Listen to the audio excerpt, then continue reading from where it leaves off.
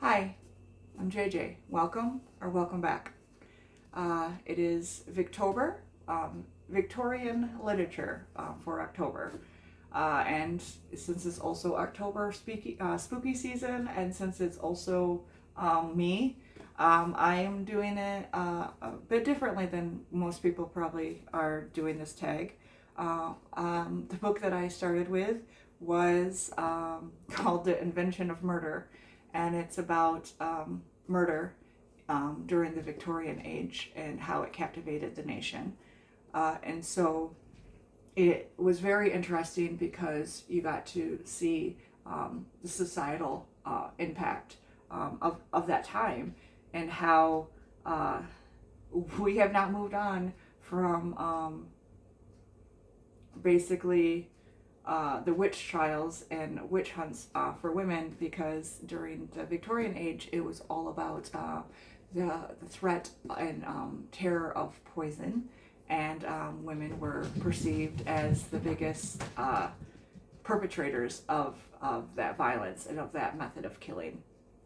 It had a lot to do with arsenic being readily available as a household cleaner, as used for like animal stuff, and people just had it around. So when people started dying mysteriously, they started understanding poison was a method, and obviously women being in the household, having access to it, they were the perpetrators. At that time, women could not fight back, so if they were abused by their husbands and all that, the husbands rarely were convicted for their treatment or even the murder of their wives. But if a husband mysteriously died, or whatever, the woman would then be accused of murder.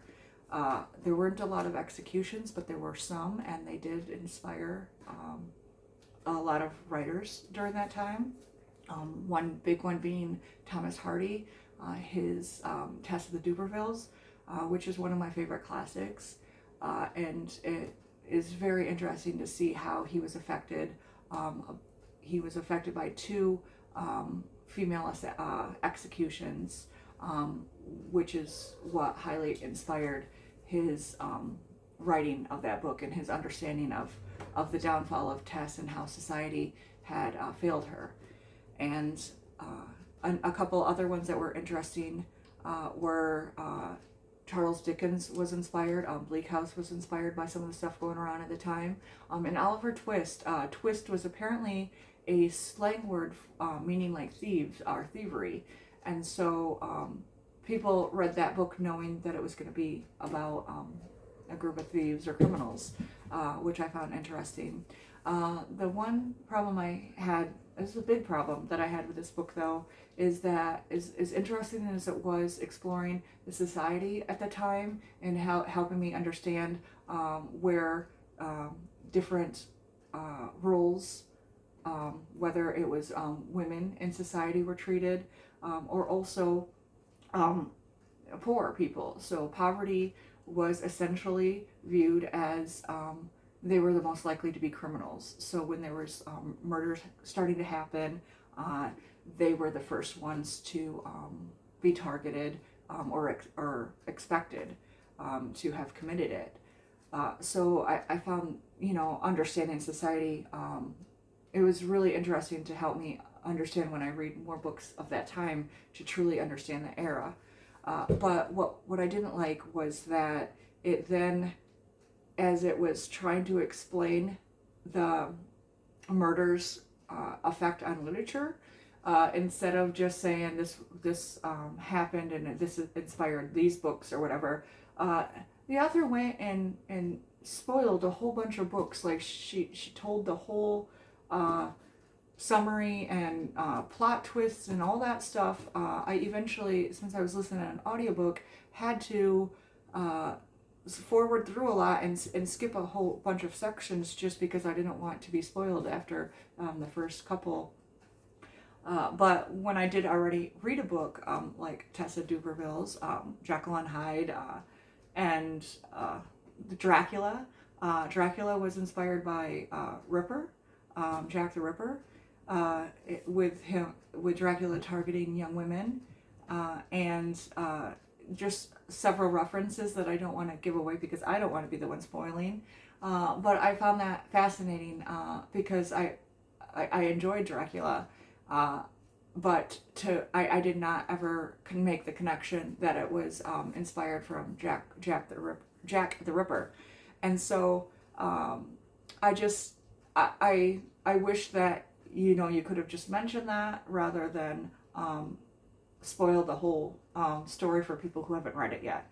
So that is my complaint about the story, but overall, I really enjoyed getting that glimpse into the darker side of the Victorian era and how the rise of this violence and this fear kind of went into the next century. I mean, it wasn't much longer than, Jack the Ripper, 87, I believe.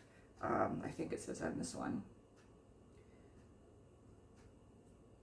I'm not sure. But then it's not much longer than we have the First World War.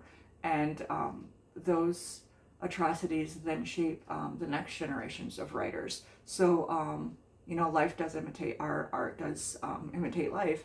But just understanding that era more gives me a deeper appreciation for the literature of that era. Another one that did so, and I will always recommend this book, The Five. It's the untold lives of the women killed by Jack the Ripper. So this book, it really got you to understand the life of women in that age, the fear that would have, terrorized you as Jack the Ripper ran rapid. The other book features more on Jack the Ripper and the details and stuff of what he did and how that fear affected writing and stuff and the people who were living. But this affects the women who are involved, and this tells their stories. And a lot of people think that they were just prostitutes and stuff, but that is not the case. And then reading this really made me appreciate and understand the Test of the Dubervilles is much better too, with just understanding how a woman could fall and how their fall is a reflection on the society a lot more than as a reflection on the person. Yes, they were, some became prostitutes. All of them were had an alcohol problem, which also was a huge thing during Victorian time. Women drinking, it was very detrimental to their character, to their relationship with their husband, if a woman was an alcoholic. And just the stigma on that alone caused a bunch of their downfalls, but nobody ever kind of took the time to explore how they got there, how many bad instances drove them to then being able to be targeted by Jack the Ripper later. I really enjoyed this book. And then the other one that I wanted to talk about, since this is supposed to be about fiction rather than nonfiction, was that I did read The Study in Scarlet by Sherlock Holmes' story, The Study in Charlotte by Arthur Conan Doyle. And what was interesting in that is that reading The Invention of Murder and then reading this book, it made me understand, like, I've read some of the other Sherlock Holmes stories. This is the first time I read this one. But apparently, when he started Sherlock, he started him as, like, solving murder cases. But then as soon as Jack the Ripper hit and all people were terrified and a lot of murder was happening and gruesome stuff was happening, he kind of switched gears and started having Sherlock instead of solving murders, start just being this fun investigative thing where they were quirky cases that he was trying to outsmart people for. So I just found that shift interesting, and understanding why now was interesting. But for the study of Scarlet, uh, it was uh, it was probably where I should have started, because you get the introduction to Sherlock, but you also get to see how Watson and Sherlock met. Watson's first reaction and impression of Sherlock was fun. The case was, I felt like it was solved too quickly with really no indication of how. And then you do get the part where he's like, okay, let me tell you how. But I felt it was too fast, and I guess it's good that you get to see him evolve as a writer. But it was also in two parts. So you get the part where, they're solving this murder, and then you get the part where all of a sudden they're in the United States, out west in Utah, and talking about the founding of the Mormon Church and stuff like that. So two completely different writing styles. It felt like two completely different people were writing it. Both aspects were interesting, but it just felt like strange to me, I guess, as an introduction to Sherlock, because he's only in it briefly at the beginning, and then they have this whole part two that he's not focused on at all. Like, it ties together, but he's not in it actively. So a bit of a disappointment there.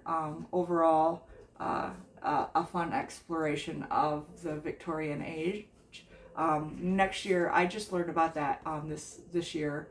So next year, I would like to do more with this, if I'm not done with some of my classics that I'm still reading. And I definitely would like to do a few biographies and stuff, since I know very little about Queen Victoria herself. I would like to do that era eventually. But it was fun to contribute to this, to participate, and I'm hopeful that you guys found at least some value in this, and I would be interested in your thoughts, if you have any of your favorite Sherlock stories that you would like to put down. And if I haven't read them, I don't want to read his entire works, but I've enjoyed the stories that I've read.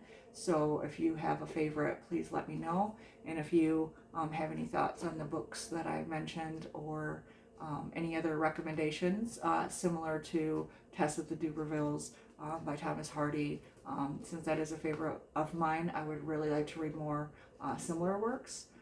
But anyway, happy Victober, and happy reading.